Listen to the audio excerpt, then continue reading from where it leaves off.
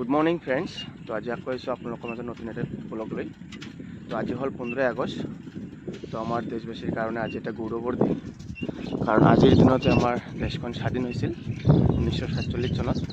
আৰু আজি এইবাৰ হৈ আছে আমাৰ 79তম 15 আগষ্ট।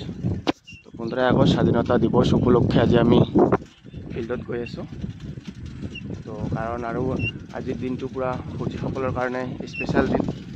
সেইকাৰণে আমি যিহেতু ফৌজিত যোৱাৰ কাৰণে প্ৰস্তুতি কৰি আছোঁ, সেইকাৰণে আজি আমি SSCGDৰ ট্ৰায়েল দিম এটা 5 কিলোমিটাৰ ৰোড ৰানিং কৰিম। তো চাই থাকক ভিডিঅ'। আহি পালোঁ স্কুল, ইয়াৰ পৰা ৰেডি হয় তাৰপিছত ৰোড ৰানিং কৰিম। তো ইফালে আমাৰ ইয়াতে কৰিব আজি পতাকা উত্তোলন স্কুলৰ। তো চাই থাকক ভিডিঅ'খন। এতিয়া যাম ইয়াৰ পৰা ৰোডত। তো এতিয়া পৰা ৰানিঙৰ কাৰণে ৰেডি, আৰু ইফালে ৰোডত গৈ আছোঁ। তো এইখনে আছিল আমাৰ ফিল্ড। তো আজি ফিল্ডত ৰানিং নকৰিম, আজি কৰিম ৰোডত, কাৰণ আজি 15 আগষ্ট বুলি কিবা এটা স্পেচিয়েল কৰিম। কেতিয়া ৰোডত মাৰা নাই, তো চাওঁ ৰোডত টাইমটো কমপ্লিট হয়নে নাই। মইতো এনেই নোৱাৰোঁ, ফিল্ডত 25 মান লাগি যায়। তো চাওঁ আজি কিমান লাগে। তো অলপ গা চা হিট কৰি আছে, অলপ এক্সাৰচাইজ কৰি, আৰু ইয়াৰ পৰা আমি 3 কিলোমিটাৰমান চিধা যাম আৰু তাৰ পৰা 2 কিলোমিটাৰ উভতি আহিম।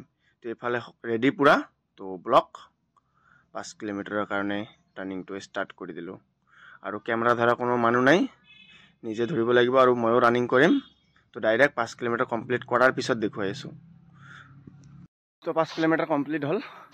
তো মইতো ৰানিং কৰিব নোৱাৰি, কিবাকৈ কমপ্লিট কৰিলোঁ। 24 পাৰ হৈ গৈছে, 24 মিনিট 10 ছেকেণ্ড লাগি গৈছে।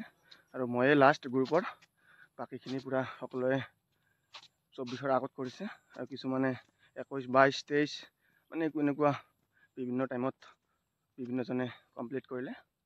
তো ময়ে লাষ্ট, আৰু মোৰ পিছফালে দুজন আছিল, এজনৰ 24, 20 লাগিছে, আৰু ইজনে কমপ্লিটে কৰা নাই।